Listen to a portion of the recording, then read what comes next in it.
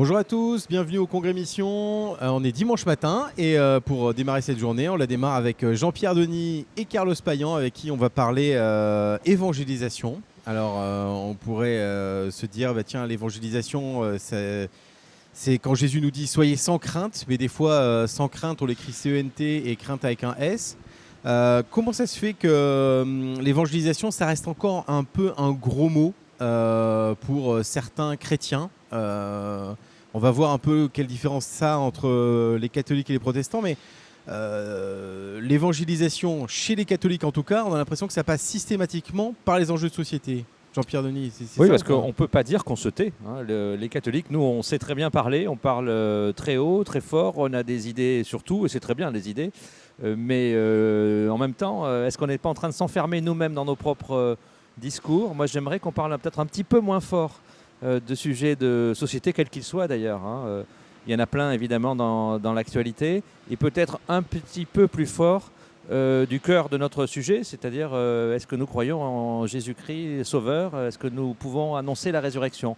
Et ça, c'est vrai que bizarrement, c'est difficile. On arrive à dire « je pense » et on pense plein de choses, mais est-ce qu'on arrive à dire « je crois » ? Ça nous demande un effort qui paraît vraiment complètement incroyable. Je m'inclus là-dedans parce que, vous savez, j'ai pas été non plus éduqué tellement à sortir de moi-même, pas seulement à sortir de l'église, mais sortir de moi-même pour aller témoigner de ça. Et moi, je milite aujourd'hui pour un christianisme attestataire, c'est-à-dire un christianisme justement de témoins qui ose dire cette chose-là, justement, je crois. Et Carlos, vous connaissez bien le milieu catholique. Vous faites le même constat aussi, vous, catholiques qui pensent plus qu'ils ne croient? Alors, les catholiques que je fréquente, moi, sont peut-être un peu particuliers, mais je leur explique que l'évangélisation sans amour, c'est du prosélytisme.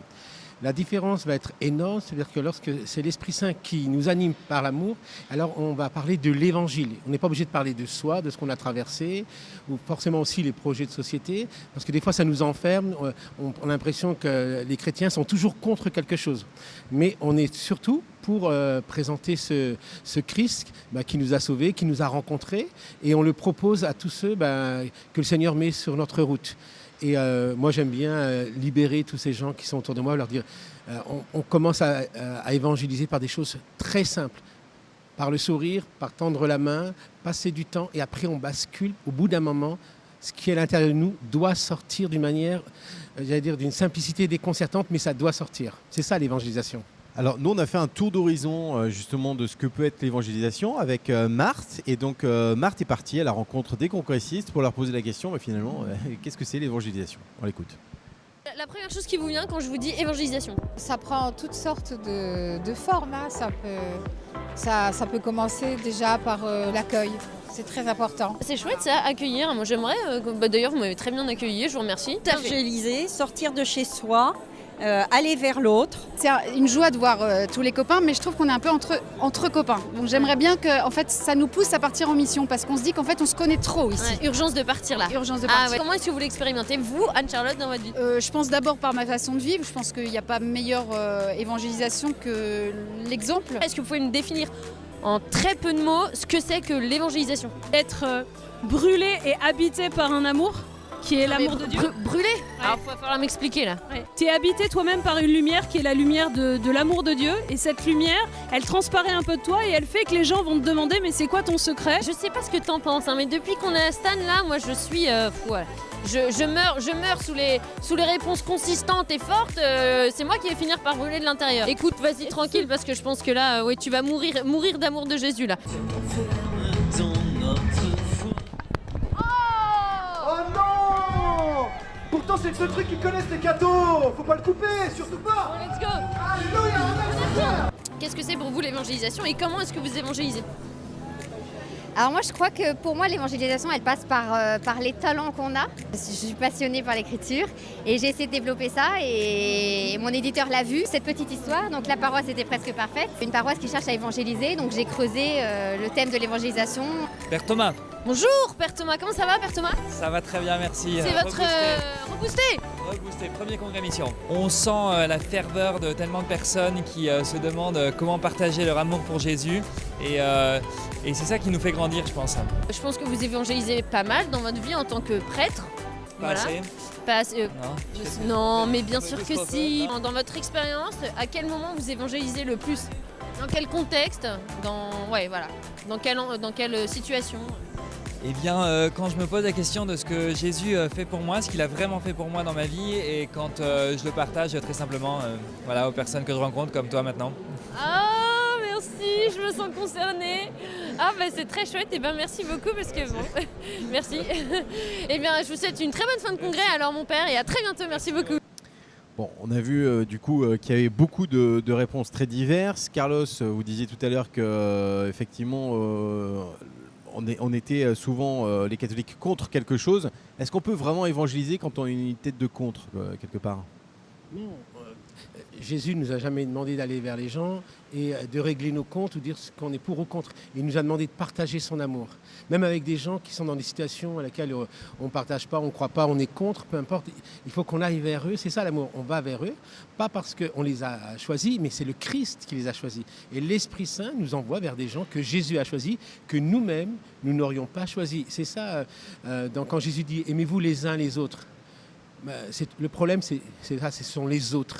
Les autres qu'on ne choisit pas, ils ne s'habillent pas comme nous, ils ne font pas des choses comme nous, ils sont bizarres. Et le Seigneur veut nous envoyer vers ces autres-là, qui veut qu'il y ait un rendez-vous particulier. Il compte sur nous. Vendredi soir, Monseigneur David Macaire, donc pour la soirée d'ouverture, il disait il faut faire attention de ne pas se tromper de dimanche, en parlant du dimanche des rameaux et du dimanche de la résurrection. Et dire attention, le dimanche des rameaux, c'est vraiment le dimanche de la gloire, et le dimanche de la résurrection, il y a beaucoup moins de monde, mais c'est là que ça se passe. Moi, je me demande si des fois, entre les deux dimanches, il y a le vendredi saint, et qu'il ne faut pas essayer de se tromper de bonhomme entre Jésus et Barabbas. Barabbas, c'est un peu celui qui veut changer les institutions, changer la société. Est-ce que des fois, on n'a pas tendance à préférer Barabbas ? Oui, c'est sûr. Et puis, je me permettais d'ajouter une petite remarque. Il se passe des choses entre nos dimanches ordinaires. Parfois, j'ai l'impression que l'Église, c'est soit effectivement une Église qui est sur la sphère publique, politique. C'est très noble. Moi, ça m'intéresse. La politique, c'est très bien. Mais ça reste évidemment à certains égards, parfois une illusion, source de frustration, de déception et parfois malheureusement de contre-témoignages. Ça serait peut-être la métaphore des rameaux, mais je dirais aussi qu'entre les deux dimanches, il se passe quelque chose. Et moi, mon inquiétude, ça serait que finalement, l'Église devienne une sorte de club.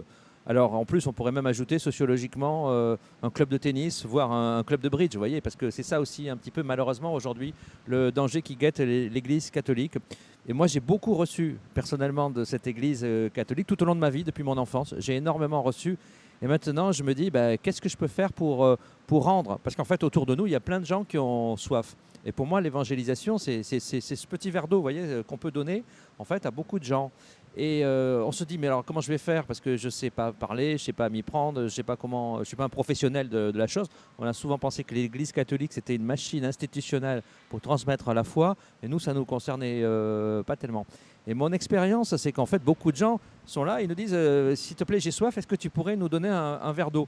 Et on est tellement en train de parler qu'on n'entend pas leur demande, en fait, qui est en fait absolument partout. C'est-à-dire, il y a des gens qui n'ont jamais soif. Je ne sais pas, on ne peut pas vivre sans boire, hein, ça n'existe pas. Donc tout le monde a soif, en fait. Mais est-ce que nous, on entend la demande de la personne? Et pour moi, l'évangélisation, ça serait juste ça. C'est assez modeste, hein, mais ça concerne en même temps tout le monde. Est-ce que tu as entendu que la personne te demandait à boire? Dans le sous-texte au début de ce que vous disiez, vous parliez un peu de l'embourgeoisement de l'Église. Hein. On a l'impression que les catholiques, ils ont du mal à se lever tôt. Ils se lèvent assez tard. Quand on demande un service, on a eu du mal, par exemple, pour venir ce matin sur, sur votre émission. C'était plus facile pour Carlos ou pour Jean-Pierre Denis? Alors, moi, je suis un couche-tard et je peux être lève-tôt, donc ça va. Bon. Mais je voulais rebondir sur les rameaux, ouais. Au risque de surprendre. Moi, je préfère le dimanche des rameaux que le dimanche de Pâques, parce que le dimanche des rameaux, j'ai vu dans mon quartier, par exemple, ce qui est à côté du marché, quand les catholiques sortent, ils sont avec les buis. Et c'est très intéressant, j'ai vu ça cette année. Hein.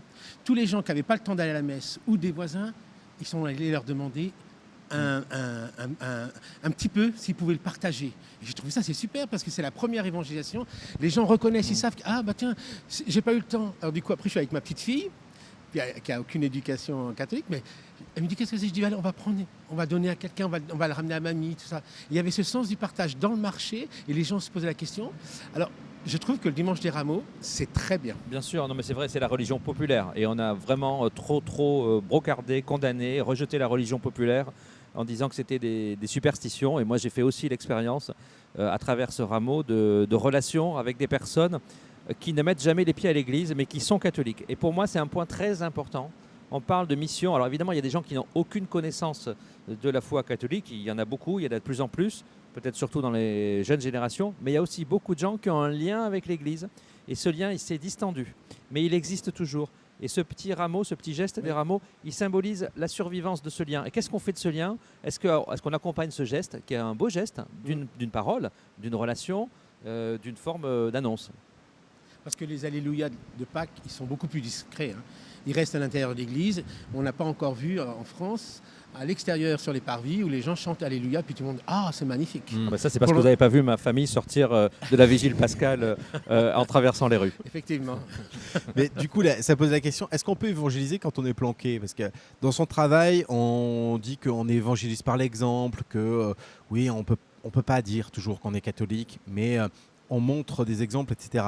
Moi, j'aime bien quand on reçoit René Luc, il dit souvent, il interpelle les gens en disant mais est-ce qu'on est déjà venu vous dire ah mais par ton bel exemple, est-ce qu'on est déjà venu te voir pour te dire mais qu'est-ce qui se cache derrière?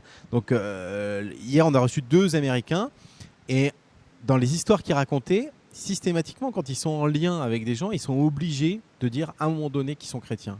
Donc on est obligé de se dévoiler quelque part. Alors, des fois, on n'ose pas dire qu'on est chrétien, tout simplement parce que lorsqu'on dévoile à nos collègues qu'on est chrétien, si on fait un peu de travers ou un truc qui ne va pas, ah, en plus, tu es chrétien. Donc, ça nous tombe dessus. Et ça, il faut l'assumer. Alors, moi, je dis, monsieur, je suis chrétien, mais je suis en formation continue. Donc, toi, je ne suis pas encore dans le high level. Donc, j'apprends tout le temps. Et à partir de ça, mais dès qu'ils savent que vous êtes chrétien, quand ils ne vont pas bien me dire... alors, en France, ils ne conjuguent pas le mot prier, ça leur arrache un peu là par ici. Ils disent Carlos, est-ce que tu peux penser à moi dans tes trucs, c'est-à-dire dans tes réunions de prière? Mais il faut savoir décoder ce qu'ils veulent dire. Et moi, je vois beaucoup de collègues qui m'ont dit pense à moi dans tes trucs. Ça veut dire prie pour moi, j'ai besoin, mais j'ose pas te le dire.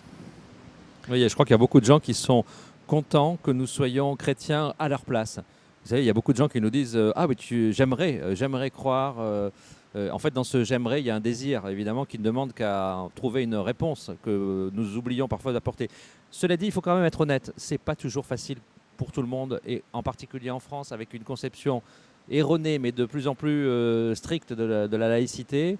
Alors, d'un côté, c'est un prétexte, parce qu'on peut s'abriter derrière ça pour ne rien dire, en disant non, mais il ne faut pas déranger, ou alors c'est de la laïcité, etc. De l'autre, il y a vraiment une réalité.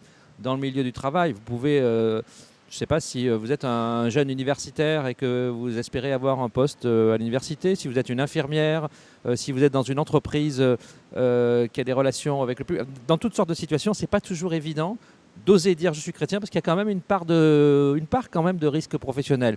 Et ça, c'est vrai. C'est vrai aussi dans les familles.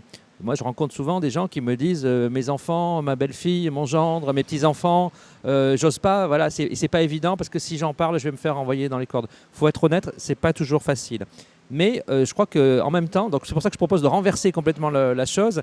C'est pas de se dire est-ce que je peux aller parler, mais est-ce que je peux commencer par écouter? Et dès qu'il y a ce désir que Carlos évoque, c'est-à-dire la personne qui vous dit qui vous envoie un petit signal qu'elle attend de nous quelque chose, là pour le coup, si on n'apporte pas une réponse, ben, c'est vraiment loupé et c'est dommage parce que c'est là qu'on est passé à côté de la plaque. Donc, moi, je dirais que d'un côté, on ne nous a pas coupé la tête. D'ailleurs, la preuve, vous voyez, on est en train de se parler, donc on est quand même dans un pays libre. Grand pays de liberté religieuse, de liberté de conscience, donc ça c'est vrai. De l'autre, c'est pas toujours facile, il faut commencer par le reconnaître, même si moi j'ai un peu mon boulot, d'une part, parce que je dirige un journal chrétien, donc quand même c'est la moindre des choses. Carlos, c'est son boulot aussi, bon, donc c'est notre boulot. Mais c'est pas toujours... oui, non, mais c'est une façon de parler, évidemment. Mais c'est pas toujours aussi facile que ça. Et moi, j'aime bien venir au congrès mission parce que justement, ça nous ressource, ça nous donne de l'énergie pour justement repartir et oser cette petite parole. Là, moi, j'avais un petit test hier que j'aurais dit à Saint-Ignace. C'est un jour, surtout en été, tu es dans une pièce, en famille, dans une réunion famille classique. Il fait très chaud, Si tu veux amener une conversation qui va avoir du piment, tu poses la question suivante. Qui connaît Jésus? Et en général, ça jette un froid. Voilà. Il n'y a plus besoin de climatisation. Ça se suffit à lui-même. Le nom de Jésus, enfin, on est en France, on peut dire putain, merde, salaud, ça passe. Tu dis Jésus, mais, ça ne va pas choquer? Non. Il faut se décomplexer. Alors je sais qu'au niveau politique, il y a des gens qui se décomplexent, mais je pense que nous, les chrétiens, on doit se décomplexer dans l'amour et puis dans la simplicité. Oui, je connais Jésus. Bon, on va rester là-dessus. On va conclure sur cette idée de se décomplexer, de parler de Jésus. En plus, il fait froid sur le plateau, donc on ne va pas en rajouter encore de la fraîcheur. Merci à vous deux d'être venus nous voir. Et puis, le Congrès Mission, ça continue. Et on se retrouve tout à l'heure pour la messe. Et entre-temps, il y a les tables rondes. À tout à l'heure.